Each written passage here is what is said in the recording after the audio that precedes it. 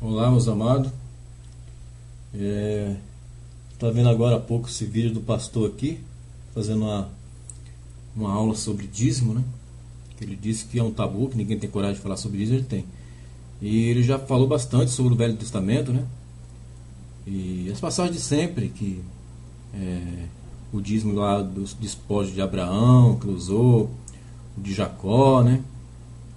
Ele não usou ainda o Malaquias 3:10, né? Ainda não usou, mas com certeza vai usar. Mas o Velho Testamento a gente sabe, né? Hoje não vivemos mais por essa lei. Hoje nós vivemos pela fé, né? Essa lei mosaica aí o Salvador aboliu, né, na sua morte. E nós eu vou soltar aqui agora para nós começar a acompanhar ele, né? Desculpando pela imagem, né? Eu estou gravando aqui da tela, mas vamos soltar, vamos ver. Algo que não era novidade para o povo do Antigo Testamento. O Novo Testamento fala do dízimo. Muita gente diz, pastor, esse negócio de dízimo é só para o Antigo Testamento, pastor. Não, esse negócio é perda de tempo. O Novo Testamento não fala em dízimo. E tem gente que não dá o dízimo porque pensa realmente que o Novo Testamento não fala em dízimo. Então, se não fala em dízimo, então dízimo é coisa para o Antigo Testamento. O que diz a Bíblia? Não vale o nosso pensamento. O nosso argumento do que é verdade ou não é verdade, ele não tem valor nenhum se não se baseia nas Escrituras Sagradas. Tá certo. Nós precisamos conhecer a verdade de Deus, mas a verdade das Escrituras Sagradas. Porque se não pode ser comprovada biblicamente, então não é uma verdade válida. Mas quando... Falou a verdade. É verdade mesmo. Tá certinho. Se não puder comprovar com a Bíblia, então não é verdade. Tá indo bem. Quando nós conseguimos provar isso biblicamente, então temos que aceitar como verdade e doutrina de Deus para a nossa vida, e mais que isso, deve ser vivida por nós nos dias de hoje. Para aqueles que não acreditam e para aqueles que dizem que no Antigo Testamento não há dízimo, Mateus capítulo 23, versículo 23 diz assim: ai de vós, escribas e fariseus hipócritas, porque dais o quê? O dízimo da hortelã, do endro e do cominho, e tendes negligenciado os preceitos mais importantes da lei, a justiça, a misericórdia, a fé. Deveis, porém, fazer estas coisas sem omitir aquelas. O que eu quero aqui destacar para você nesse texto é onde diz: dais o dízimo. Começou a ferrar já, hein? Vamos ver aqui.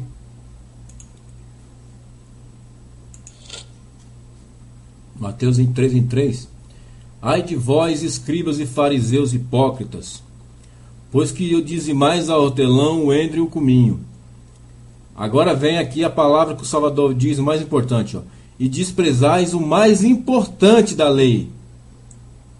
Por que o mais importante da lei?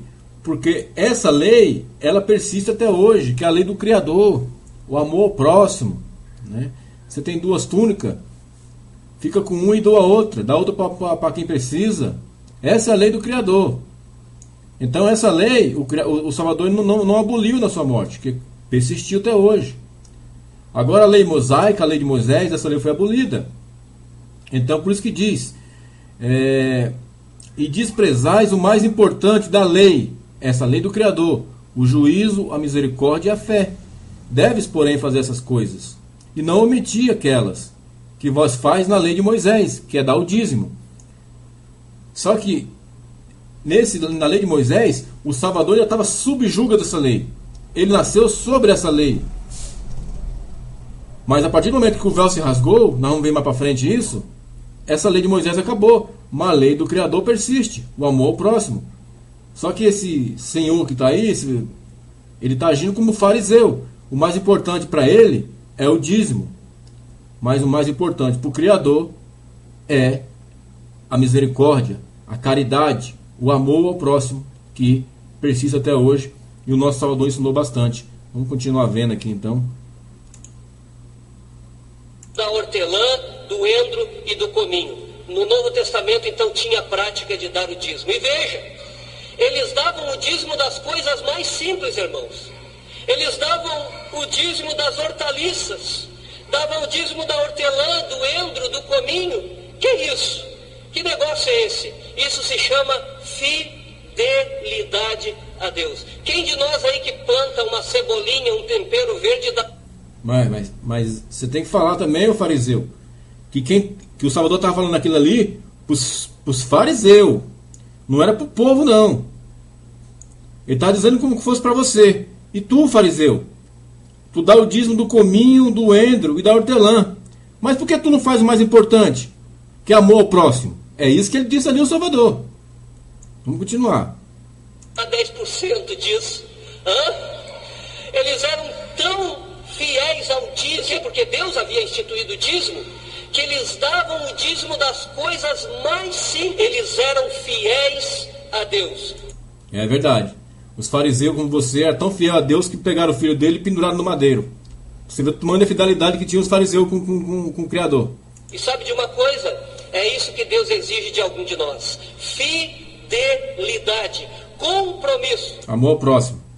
Tem gente que quando dá o dízimo acha que está dando dízimo para o pastor. Se beneficiar com o dinheiro, né, gastar comprando alguma coisa absurda ou vivendo regaladamente com o dízimo dos irmãos. O dízimo é de Deus. O dízimo é do Senhor. Se a partir do momento que você colocou o seu dízimo no gasofilaço, esse dízimo é usado inconsequentemente. O dízimo foi para os levitas, para os órfãos e as viúvas. Só que hoje nós não temos mais levitas hoje.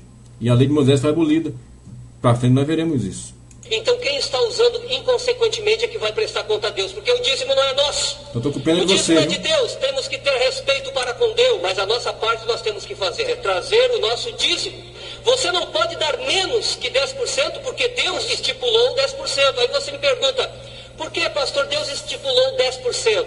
Por que ele não estipulou 20%, 30%, 40%, 1%, 5%? Não sei. Essa é uma resposta que eu não sei. Mas eu sei de uma coisa, Deus estipulou 10% e eu sei de outra coisa. A maior parte fica contigo, 90% fica contigo. Porque estipulou 10%, não sei, mas ele estipulou. E se ele estipulou, quem sou eu para dizer, não é 10% nada, eu vou dar aquilo que eu propus no meu coração e pronto. Não, o dízimo é 10% de alguma coisa. Agora, se você dá menos, está em falha com Deus. Agora, se você dá mais de 10%... Aí você pega. Né? Se der 5% você não aceita. Tá roubando Deus, né? Tá sendo maldito. Tá sob maldição. Agora chegar com 30%, com carro para vocês, aí vocês pegam. Vocês são maravilhosos, cara. Eu admiro muito vocês. Isso é bênção. Mas se você dá 10%, você já está cumprindo com o teu dever para com Deus. Não menos que 10%. Ou 10%, ou se você sentir no seu coração de dar mais que isso, amém.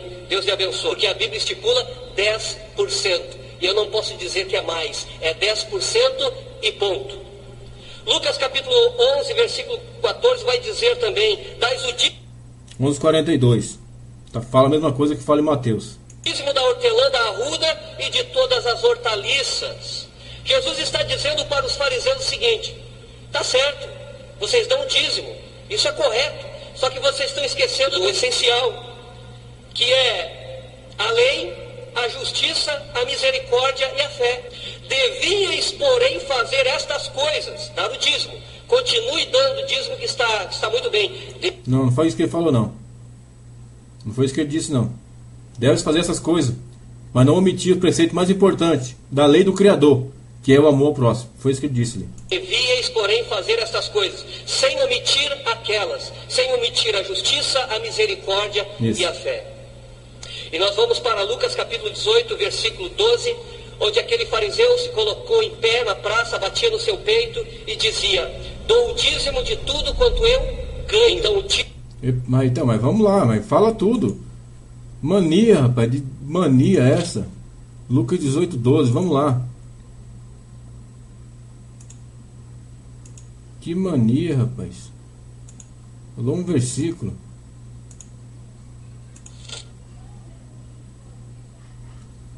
Isso aqui é a parábola, né? Então tá aqui. 2 homens subiram ao templo para orar. Um fariseu, que é igual esse homem que está aí falando aí, e o outro publicano.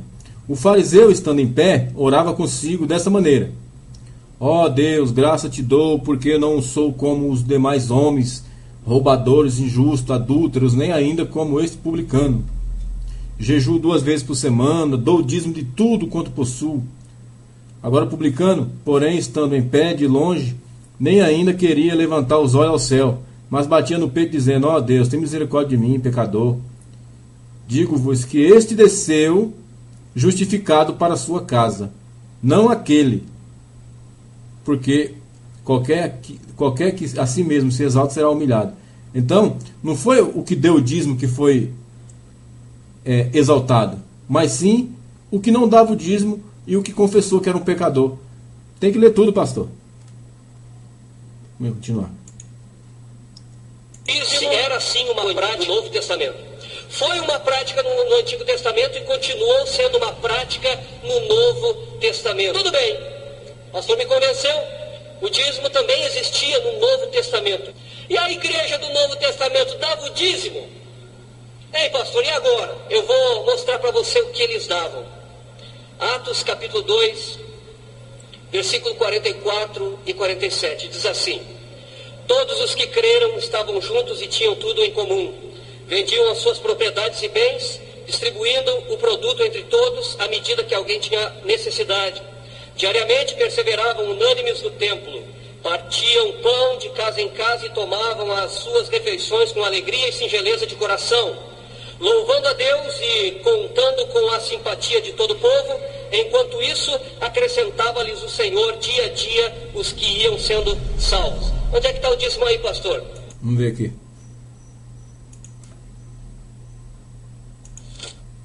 Atos 2. Vamos ler a partir do 42.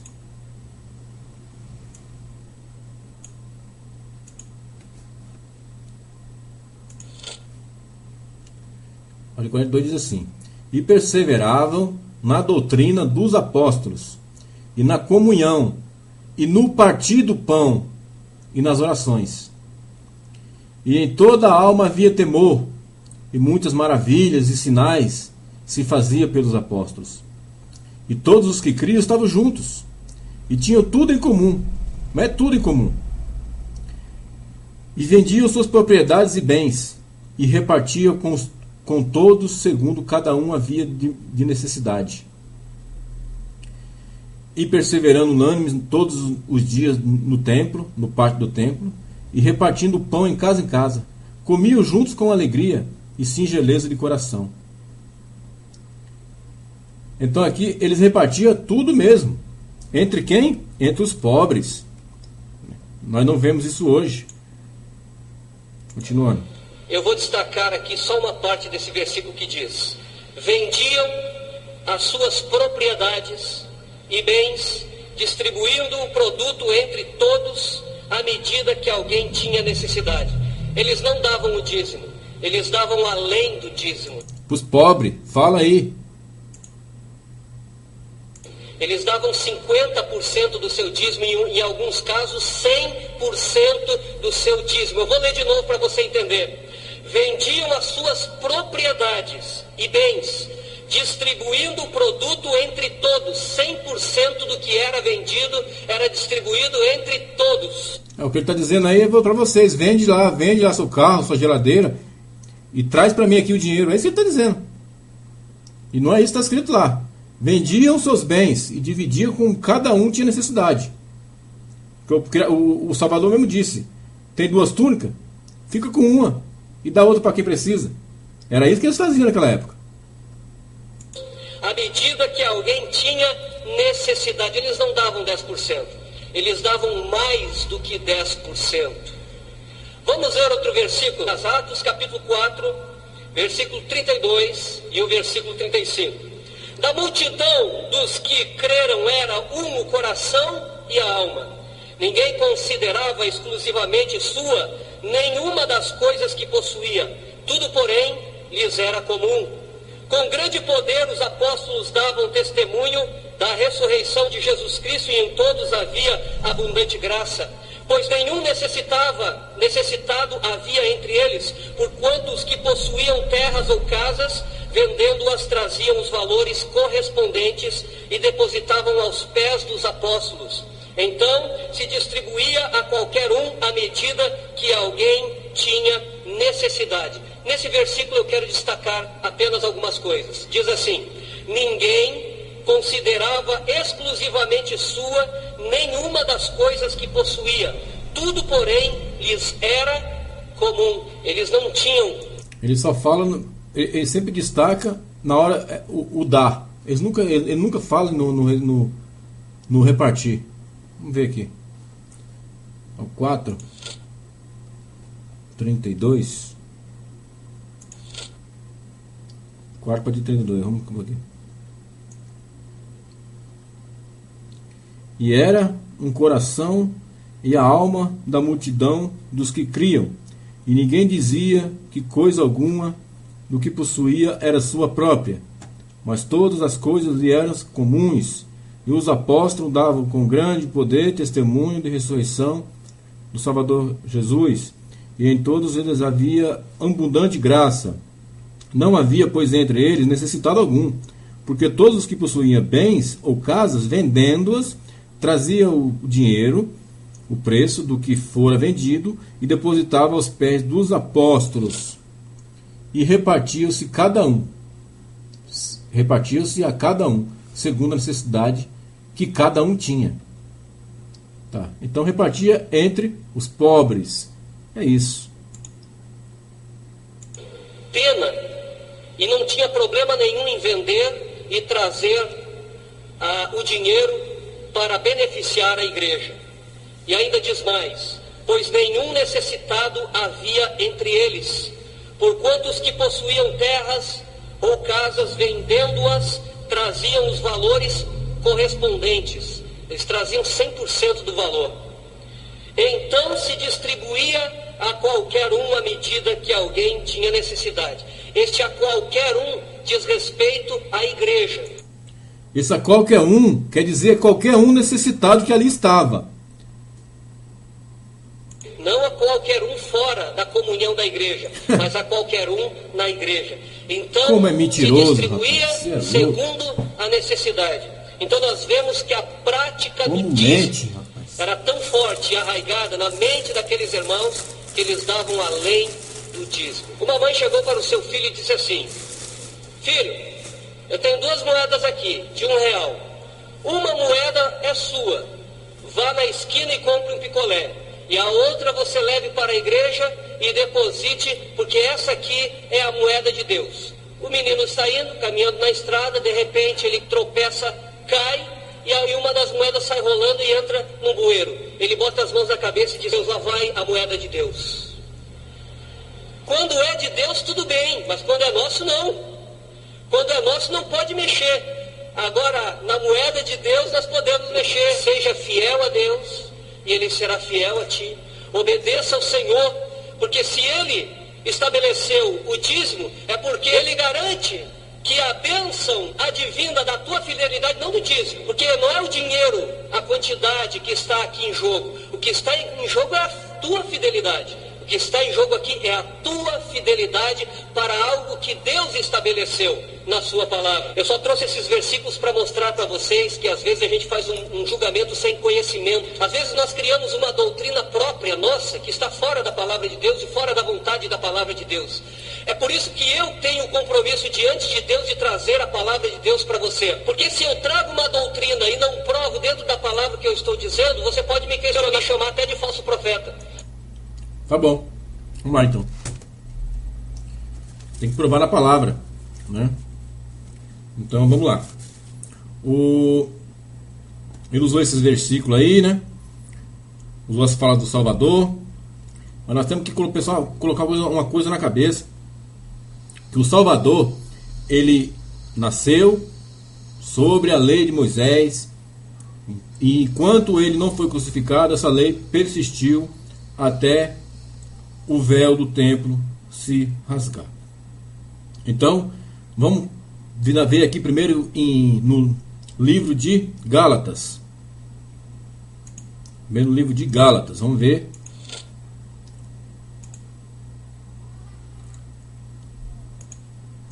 capítulo 4, no versículo 4.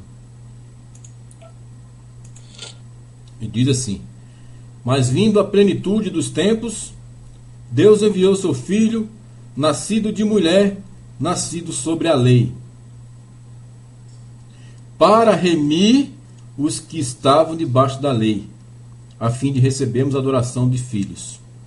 Então, o Salvador veio sobre a lei para fazer o quê? Para nos remir, para remir os que estavam debaixo da lei, para nos remir da lei. Então, hoje nós não vivemos mais por essa lei, e sim pela fé, né? Mas o Salvador, enquanto em vida, antes ele vivia sobre a lei. E tem outras passagens que comprovam isso. Vamos em Mateus agora. Mateus 5, 17 e 18. Vamos lá. Olha o que ele diz: não cuideis que eu vim destruir a lei e os profetas. Não vim abrogar, mas cumprir. Porque em verdade vos digo que até que o céu e a terra passem, nenhum jota ou tio será omitirá da lei, sem que tudo seja cumprido. Quer dizer, foi cumprido na sua morte, né? Foi cumprido na sua morte. Vamos continuar. No próprio Mateus, de novo, Mateus 8, 4. Mateus 8, 4. 8, 4. Deixa eu voltar aqui. Quando ele curou o leproso teve que ir lá se apresentar lá para o sacerdote, porque era ordenança da lei.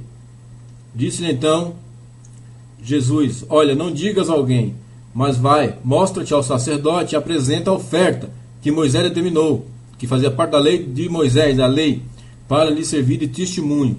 Então, deixa claro que o Salvador seguia a lei.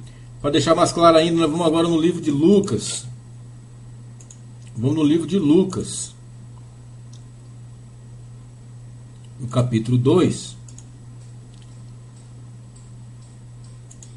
21 ao 24. Isso no oitavo dia depois do nascimento do Salvador. E diz assim: e quando aos 8 dias foram cumpridos, para circuncidar o menino, que é Jesus, foi-lhe dado o nome de Jesus, que pelo anjo lhe fora posto antes de ser concedido. E cumprindo-se os dias de purificação dela, a lei de Moisés o levaram a Jerusalém para apresentar ao Senhor. Segundo o que está escrito na lei do Senhor, todo macho primogênito será consagrado ao Senhor, e para dar a oferta segundo o disposto da lei do Senhor, um par de rolos ou um par de pombinhos. Quer dizer, então até o Salvador ele foi circuncidado, porque a circuncisão fazia parte da lei de Moisés. Então, se vocês querem continuar cobrando dízimo também, comece a fazer circuncidar as crianças também aí, porque faz parte da lei do mesmo jeito. Só que o que fica claro, tem uma nova aliança, né? Tem uma nova aliança. Em próprio Lucas, aqui, no capítulo 22, no versículo 20, diz assim: semelhantemente, isso aqui foi a última ceia, né? Antes do Salvador ser crucificado, ele diz: semelhante, tomou o cálice depois da ceia, dizendo: este cálice é o novo testamento no meu sangue, que é derramado por vós. Então ele diz: este cálice é a nova aliança no meu sangue, que é derramado por vós. Então ele já está anunciando que a partir na sua morte se fará uma nova aliança, um novo mandamento, né?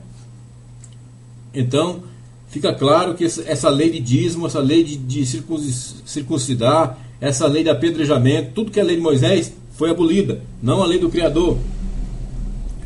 Vamos continuando, Mateus.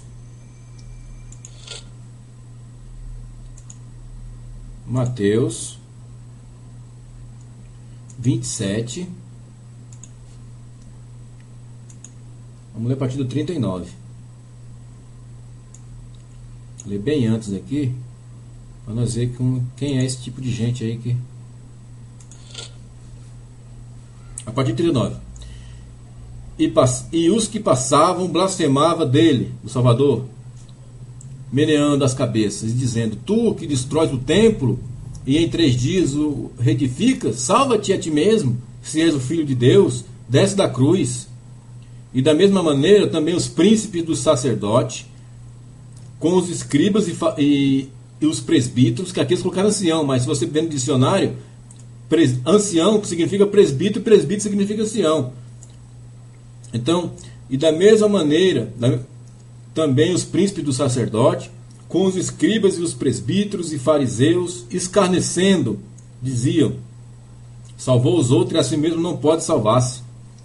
E o réu de Israel desça agora da cruz e cremos neles. Confiou em Deus, livre-o agora, se o ama, porque diz: sou filho de Deus. E o mesmo lhe lançaram também em rostos os salteadores que com ele estavam crucificados. E desde a hora sexta houve trevas sobre a terra, até a hora 9. E perto da hora 9 exclamou Jesus em alta voz, dizendo: Eli, Eli, lama sabacte, isto é, Deus, meu, por que me desamparaste? E alguns dos que ali estavam ouvindo isso diziam: este chama por Elias. E logo um deles, correndo, tomou uma esponja e embebedou a vinagre, e pondo numa cana, dava-lhe de beber. E outros, porém, dizia: deixa, vejamos se Elias vem livrá-lo. E Jesus, clamando outra vez com grande voz, rendeu seu espírito. E veja no 51. E eis que o véu do templo se rasgou em 2, de alto a baixo, e tremeu a terra, e fenderam-se as pedras. A partir daí rompeu o véu, acabou a lei de Moisés, gente. Acabou a lei de Moisés. É porque o tempo é curto, né? Senão dava para... Agora vamos ver em João. Em João, veja o que ele disse em João. Se ele mandou dar dízimo. 13, 34.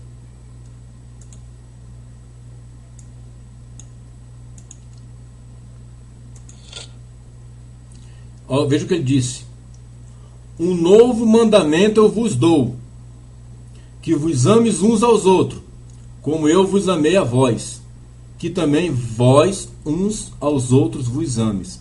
Esse é o mandamento, é o novo mandamento. Essa é a lei do Criador. Aí nós vemos, antes de soltar a continuação do pastor aí, em Mateus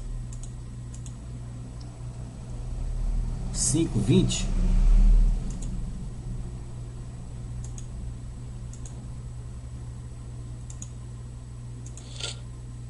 ele diz: porque vos digo que se a vossa justiça não exceder a dos escribas e fariseus, de modo nenhum entrarei no reino dos céus.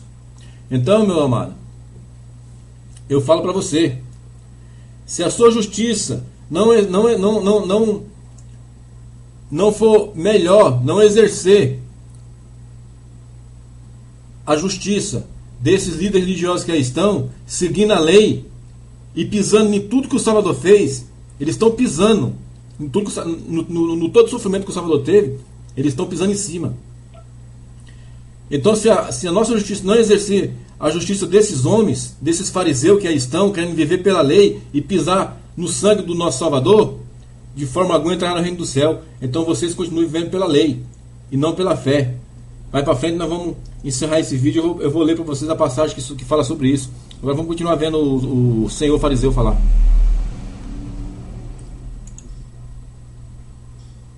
Agora, se eu trago uma doutrina para você e provo que a Bíblia embasa essa doutrina, você vai questionar o quê? A palavra de Deus é inquestionável, e apesar de provar muita coisa para pessoas aqui na palavra de Deus, ainda assim tem muita gente com a sua mente fechada. Eu oro a Deus para que Deus possa abrir a sua mente e você possa entender a doutrina da palavra de Deus, a verdade de Deus para a sua vida, não criando uma doutrina própria ou ouvindo outras pessoas que não têm conhecimento de Deus. Mas ouça a palavra de Deus essa noite. Deus está falando contigo. E Deus está dizendo, seja fiel, meu filho. Que hoje Deus está te trazendo à mente o teu dever como cristão. Nós não damos o dízimo por obrigação. Ninguém é obrigado a dar o dízimo. Mas dízimo faz parte do culto a Deus. Onde deve ser entregue o dízimo? Alguém diz, eu vou entregar o meu dízimo para o mendigo que fica... Deus precisa de culto. Ele não precisa de culto. Quem precisa de culto é pagão. Quem precisa de culto é Baal. Ele precisa de culto. O Criador não precisa de culto, não. Ali na esquina sentado. Eu já ouvi muito disso. Eu vou entregar o meu dízimo, pastor. Eu estou entregando para uma família muito pobre. Eu acho que Deus está se agradando. Onde é que você entrega o seu dízimo, irmãos? Onde? Onde é que a Bíblia diz? Porque eu vou repetir para você. Não importa o que você acha, ou o que eu acho sobre o dízimo, importa o que a Bíblia diz. Onde a Bíblia diz que você deve depositar o seu dízimo? Onde a Bíblia diz que você deve levar o seu dízimo? Aos pobres, à casa de caridade, aos velhinhos que estão no asilo, às penitenciárias, cadeias. É isso aí. Malaquias 3:10. Trazei todos os dízimos à casa do tesouro. Sabia. Para que haja mantimento aonde? Na minha casa. Quem está falando isso aqui é Deus. Eu quero destacar assim, Deus diz, trazei os dízimos à casa do tesouro. Naquele tempo, no templo, a casa do tesouro era um lugar onde se recolhiam o dinheiro, as ofertas. Havia um espaço muito grande, porque como os dízimos eram pagos também em animais, então os animais tinham seu lugar na casa do tesouro. Alguém vai dizer, não, isso aí não se refere ao templo, à igreja. Aí Deus vai dizer, para que haja mantimento na minha casa. Onde é que é a casa de Deus? A casa de Deus? No céu. A casa de Deus é no céu, pastor.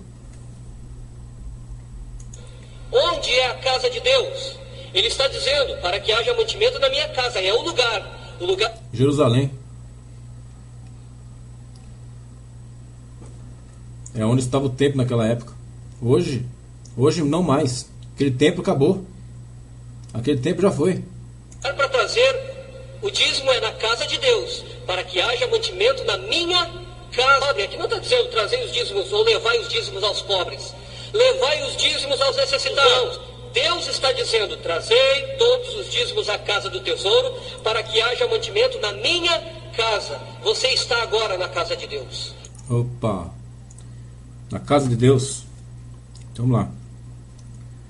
Vamos ver. Ele falou que tem que usar a escritura, né? Tem que usar a escritura. Não pode falar sem usar a escritura. Então vamos usar a escritura. Vamos lá em Atos dos Apóstolos primeiro. No capítulo 7. No versículo 46. E vamos lá. E diz assim: que achou graça diante de Deus e pediu-lhe que pudesse achar um tabernáculo para Deus de Jacó. Isso foi Davi que queria construir um templo, né? O Criador, e o Criador não deixou. E Salomão lhe edificou uma casa, que é o templo de Salomão que se fala aí, né?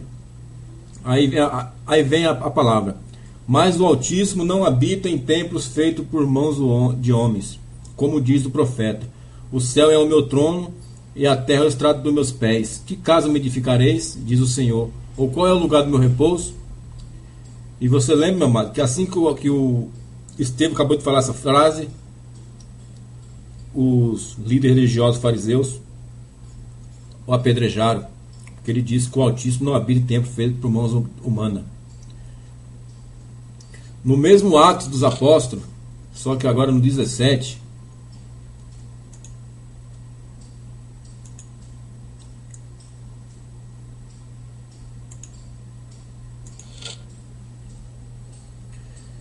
aqui disse o apóstolo Paulo: porque passando, eu vendo os vossos santuários, achei também um altar em que estava escrito ao Deus desconhecido. Esse, pois, que vos honrais, não o conhecendo, é o que eu vos anuncio. O Deus que fez o mundo e tudo que nele há, sendo o Senhor do céu e da terra, não habita em templos feitos por mão de homens. Olha o que ele diz: tampouco é servido por mãos de homens, como se necessitando de alguma coisa, pois ele mesmo é quem dá a nós toda a vida e a respiração e todas as coisas. Então aqui fica claro, meu amado, ele não habita em templo feito por mãos de homem, e ele não necessita nada da nossa mão, então nem dízimo, nem oferta, nem carro, nem geladeira, nada.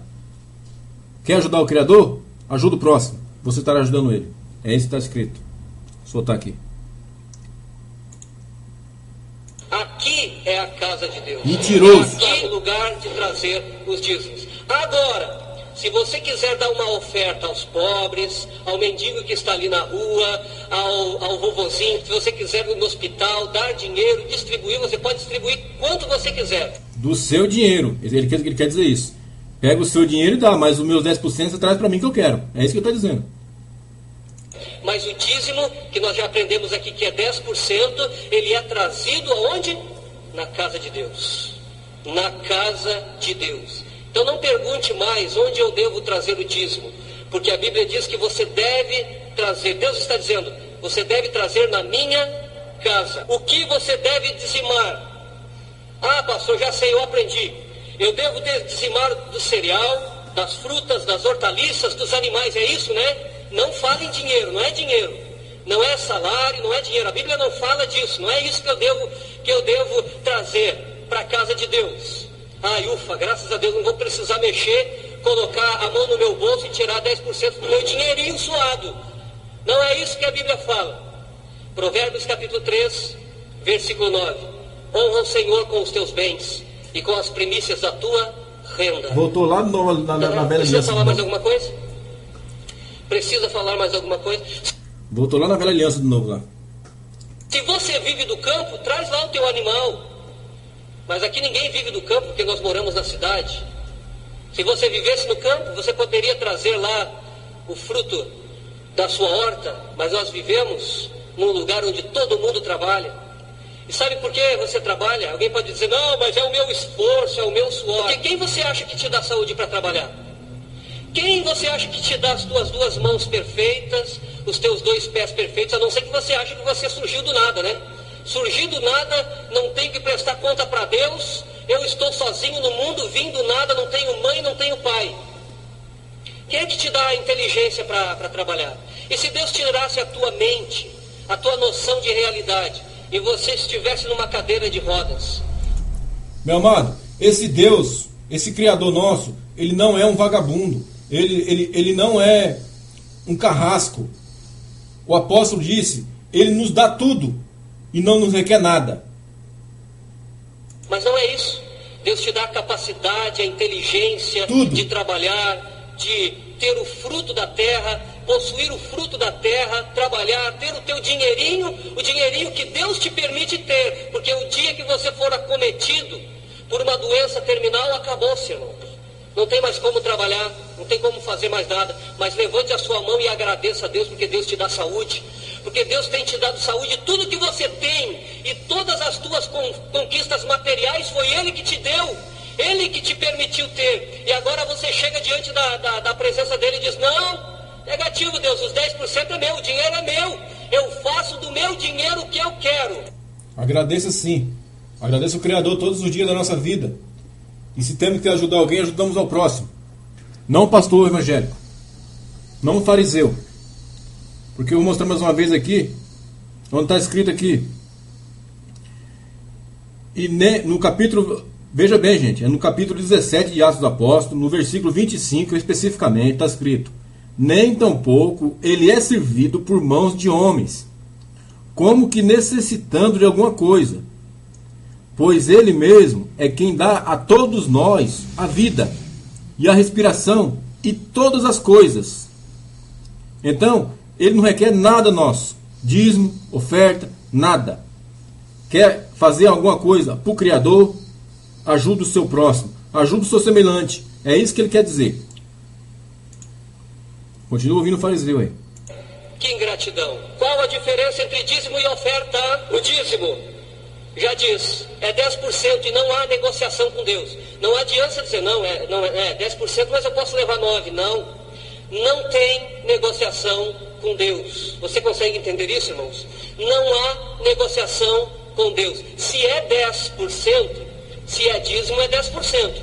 Então não tem negociação com Deus. Você tem que dar rindo ou chorando.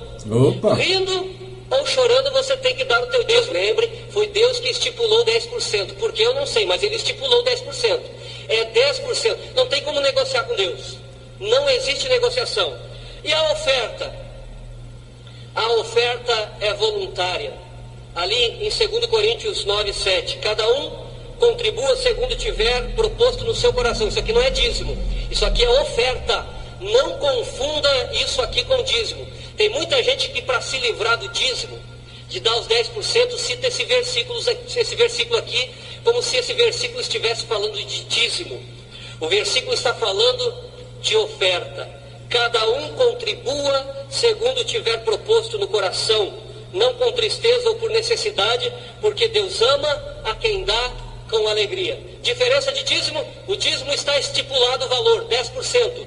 A oferta não tem valor, você dá aquilo que você estipulou no seu coração. É você que estipula o tamanho da oferta que você vai dar. Mas o dízimo não. O dízimo é... Rapaz, o fariseu é brabo, hein? Segundo os Coríntios 9, né? Ele só falou o versículo que lhe agradava. Segundo os Coríntios 9. Vamos ler aqui a partir do 5.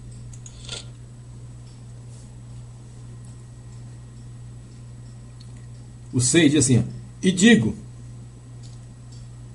isto, que o que semeia pouco, pouco também se fará. E o que semeia em abundância se fará. Cada um contribua segundo propôs no seu coração, não com tristeza ou por necessidade, porque Deus ama ao que dá com alegria. Correto. Aí diz, é Deus, e Deus é poderoso para fazer abundar em vós toda graça, a fim de que, tendo sempre em tudo toda suficiência, abundes em toda boa obra. O que é a boa obra? A boa obra é essa, ó. Conforme está escrito, espalhou, deu aos pobres, a sua justiça permanece para sempre. É isso que o fariseu esqueceu de falar. É isso que está escrito. Vamos continuar aqui. É 10% da sua renda. Mas eu peço que você reflita, porque o dízimo é de Deus, não é nosso, não é do pastor da igreja, não é... Está acabando aqui, ó.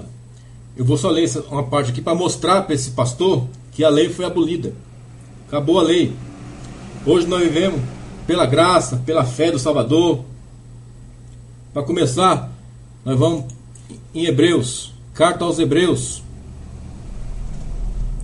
Vou mostrar para esse moço que a lei foi abolida. Ele diz que se não tiver na escritura não vale. Então vamos achar aqui.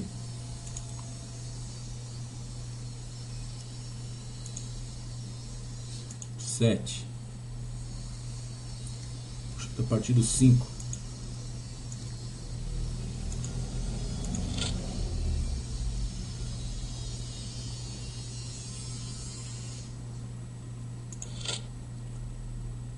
Aqui. E aqui certamente tomam dízimo homens que morrem, se referindo a Melquisedeque lá atrás, lá em Gênesis. Ali, porém, aquele a quem se testifica que vive, e por assim dizer, por meio de Abraão até Levi, que recebe dízimos, pagou dízimos, porque ainda ele estava nos lombos de seu pai, quando Melquisedeque lhe saiu ao encontro. De sorte que se a perfeição fosse pelo... Presta atenção, gente. De sorte que se a perfeição fosse pelo sacerdócio levítico, porque sobre ele o povo recebeu a lei, que necessidade havia logo de que outro sacerdote se levantasse segundo a ordem de Melquisedeque, e não fosse chamado segundo a ordem de Arão? Aí é o que diz aqui, porque mudando-se o sacerdócio, necessariamente se faz também mudança da lei. Porque aquele de quem estas coisas se diz e pertence a outra tribo, da qual ninguém serviu ao altar, visto ser manifesto que nosso Salvador procedeu de Judá, e conscientemente a essa tribo nunca Moisés falou de sacerdócio. E muito mais manifesta é ainda se a semelhança de Melquisedeque se levantar outro sacerdote, que não foi feito segundo a lei do mandamento carnal, mas segundo a virtude da vida incorruptível. Aí presta atenção, porque dele assim se testifica: tu és sacerdote eternamente, o nosso Salvador, segundo a ordem de Melquisedeque. Porque o precedente mandamento é abrogado por causa da sua fraqueza e inutilidade. Pois a lei nenhuma coisa aperfeiçoou. E desta sorte é introduzida uma melhor esperança, pela qual chegamos a Deus. Então nós chegamos a Deus como aqui, meu amado? É pela lei que nenhuma coisa aperfeiçoou? Ou é pela fé e pela graça? Em Romanos 3,20, nós temos mais prova.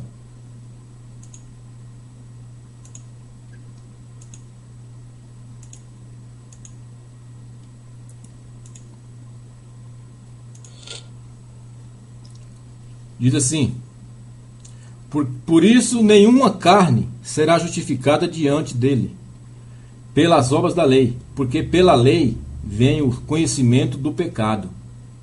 Mas agora se manifestou sem a lei a justiça de Deus, tendo testemunho da lei e dos profetas. Isto é, a justiça de Deus pela fé em Jesus Cristo, para todos e sobre todos os que creem, porque não há diferença. Porque todos pecaram e destituídos estão da glória de Deus, sendo justificado gratuitamente pela sua graça, pela redenção que há em Cristo Jesus, ao qual Deus propôs para propiciação pela fé no seu sangue, a nova aliança, para demonstrar sua justiça pela remissão dos pecados dantes cometidos, sobre a paciência de Deus, para demonstração da justiça deste tempo presente, para que ele seja justo e justificador daquele que tem fé em Jesus. Onde está logo a jactância? É excluída. Por qual lei? Das obras? Não, mas pela lei da fé. Então, hoje nós vivemos pela lei da fé. Não tem nada de lei de Moisés mais, acabou. Para nós encerrar, vamos aqui. Carta aos Hebreus.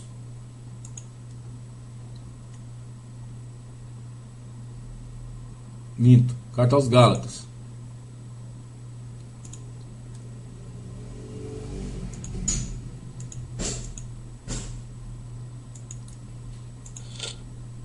Diz assim: sabendo que o homem não é justificado pelas obras da lei, mas pela fé em Jesus Cristo, temos também crido em Jesus Cristo, para sermos justificados pela fé em Cristo, e não pelas obras da lei. Porquanto pelas obras da lei nenhuma carne será justificada.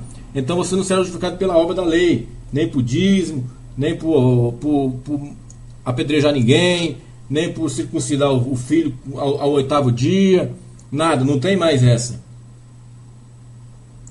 E para encerrar, para mostrar que realmente tudo 3 a partir do 10 aqui. Veja bem, meu amado, se você vive sobre a lei desses fariseus que aí estão, diz assim: todos aqueles, pois, que são das obras da lei, estão debaixo de maldição. Então sai deles, meus amados, sai deles. Porque está escrito: maldito todo aquele que não permanecer em todas as coisas que estão escritas no livro da lei, para fazê-las. E é evidente que pela lei ninguém será justificado diante de Deus, porque o justo viverá pela fé. Ora, a lei não é da fé, mas o homem que fizer essas coisas, por ela viverá. Então, amado, você vai viver pela fé. E para encerrar,